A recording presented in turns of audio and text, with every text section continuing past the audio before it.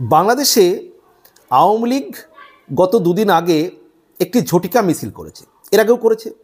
কিন্তু এই যে ঢাকার এই মিছিলটি করেছে, ঢাকা মহানগর উত্তর আওয়ামী লীগের অন্তর্গত ঢাকা 11 আসনের অঙ্গ ও সহযোগী সংগঠনের ব্যানারে মিছিল হয়েছে এবং মিছিলে বেশ কিছু নেতা কর্মী অংশগ্রহণ করেছেন।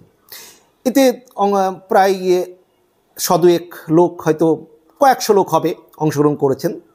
তো মিছিলটি হওয়ার পর থেকেই কিন্তু এই জাতীয় নাগরিক পার্টির নেতা হাসনাত আবদুল্লাহ এ ভয়ে কিন্তু কাঁপতে শুরু করেছে।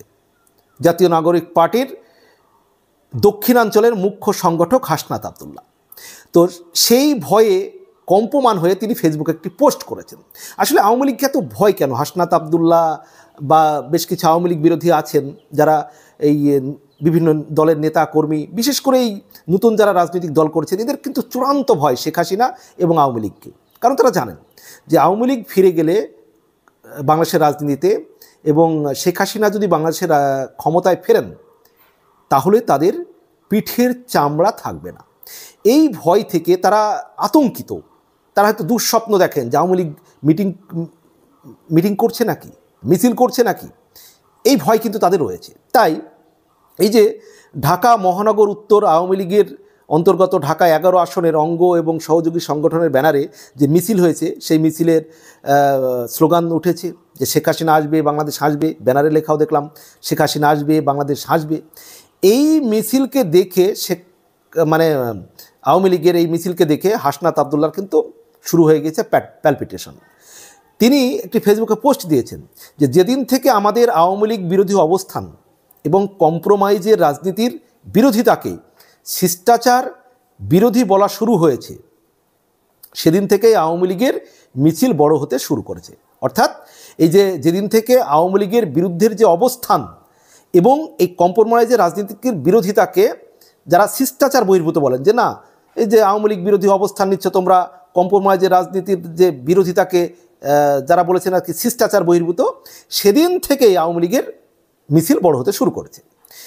এরপরে বলছেন যারা কম্প্রোমাইজের রাজনীতি করছেন তাদের সতর্ক করছি। হাসনাত আবদুল্লাহ বলছেন অতি শীঘ্রই আওয়ামী লীগ নিয়ে সিদ্ধান্তে আসুন। মানে যারা কম্প্রোমাইজ রাজনীতি করছেন, আর হাসনাত আবদুল্লাহ হচ্ছে কম্প্রোমাইজের রাজনীতির বিরোধিতা করছেন। এই কম্প্রোমাইজের বিরোধিতা করাকে, কম্প্রোমাইজের যে রাজনীতি, সেই কম্প্রোমাইজের রাজনীতির যে বিরোধিতা, সেটাকে আবার অনেকে বলেন শিষ্টাচার বহির্ভূত।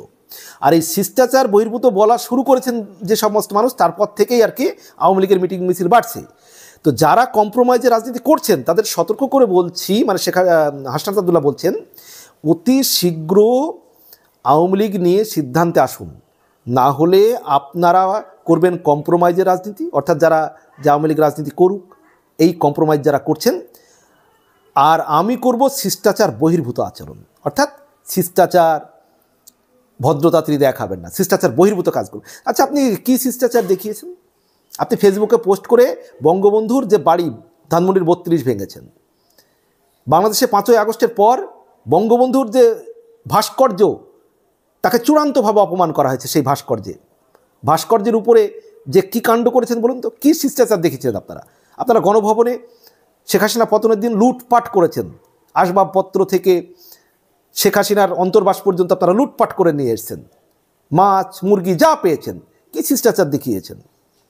এরপরে বলছেন আমি শিষ্টাচার বহির্ভূত আচরণ করলে নিতে পারবেন না, সাবধান হয়ে যান। অর্থাৎ ইনি এমন কিছু করবেন শিষ্টাচার বহির্ভূত আচরণ করলে নিতে পারবেন না। এখন কাদেরকে এই হুমকিটা দিয়েছেন জানি না, তবে আওয়ামী লীগের এই সামান্য মিছিল দেখে, এই কয়েকশো লোকের মিছিল দেখে যাদের প্যালপিটেশন শুরু হয়ে গিয়েছে ভয়ে, তারা আওয়ামী লীগের মোকাবিলা করবে? এই তো আর কতদিন, প্রায় 9 মাস হয়ে গেল ম্যাজিস্ট্রেসি পাওয়ার নিয়ে সেনাবাহিনী ফিল্ডে আছে। সেনাবাহিনী উঠে গেলে কি হবে আপনাদের? আওয়ামী লীগ যখন এই তো অনেক নেতাকে তো কারাগারে বন্দি করে রেখেছেন, একের পর এক তো জামিন পাবে। এখন 9 মাস হয়ে গেল, আগামী 2-3 মাসের মধ্যে সব জামিন পেতে শুরু করবে। কারণ কতদিন আটকে রাখবেন? হয়তো কিছু নেতাকে আপনারা ছাড়বেন না জামিন না দিয়ে, কিন্তু ছাড়া তো পাবে। শুধুমাত্র ব্যারিস্টার সুমনকে ছেড়ে দেখুন না, বাংলাদেশ তোলপাড় হয়ে যাবে। এরপর বাংলাদেশের সারা বাংলাদেশ জুড়ে যখন আওয়ামী লীগ নেতা কর্মীরা রাস্তায় নামবে, তখন তো হাসনাত আবদুল্লাহদের একবার প্যালপিটেশন শুরু হয়ে যাবে। আপনারা তো রাস্তায় বেরোতে পারবেন না। এই যদি বাংলাদেশের সেনাবাহিনী ক্যান্টনমেন্টে ফিরে যায়, আওয়ামী লীগ বাংলাদেশের প্রায় 8 কোটি মানুষ আছেন, মানে নেতা কর্মী সমর্থক দিয়ে বাংলাদেশের। তাদের উপরে কি মনে করেন জোর জুলুম করে তাদেরকে রাজনীতি করতে দেবেন না? হয়ে যাবে। বাংলাদেশের সৃষ্টি করেছে আওয়ামী লীগ, বাংলাদেশকে স্বাধীন করেছে আওয়ামী লীগ। বাংলাদেশের স্বাধীনতা সংগ্রামে, মুক্তিযুদ্ধে এই আওয়ামী লীগের অবদান রয়েছে, ছাত্রলীগের অবদান রয়েছে। আর তাদেরকে আপনি রাজনীতি করতে দেবেন না। যারা করতে দিতে চাইবে তাদেরকে বলবেন আপনারা কম্প্রোমাইজ করছেন, আর এই কম্প্রোমাইজের আমরা বিরোধিতা করছি।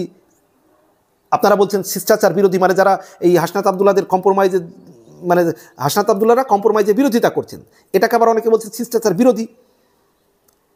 তো এই হাসনাত আবদুল্লাহ আপনি চাইবেন বা আপনারা চাইবেন জাতীয় নাগরিক পার্টি আর আওয়ামী লীগ বাংলাদেশে রাজনীতি করতে পারবে না? যারা দেশটি স্বাধীন করেছে, যারা দেশের সবচাইতে বেশি যাদের অবদান রয়েছে, আর তারা রাজনীতি করতে পারবেন না? এই শুধুমাত্র আওয়ামী লীগের কয়েকটি মিটিং মিছিলে যদি আপনার এই প্যালপিটেশন শুরু হয়ে যায়, এরপর যদি আর্মি উঠে যাবে, যখন ক্যান্টনমেন্টে চলে যাবে, তখন কি হবে আপনাদের ভেবে দেখেছেন? পিঠের চামড়া তুলে দেবে আওয়ামী লীগের নেতা কর্মীরা। কি মনে করেছেন অতিরিক্ত বাড়বাড়ন্ত না? যারা স্বাধীনতার পক্ষের মানুষ তাদেরকে আপনারা অপমান করছেন, মারধর করছেন, স্বাধীনতার পক্ষের মানুষের বাড়িঘর লুটপাট করছেন, মব সৃষ্টি করছেন একের পর এক।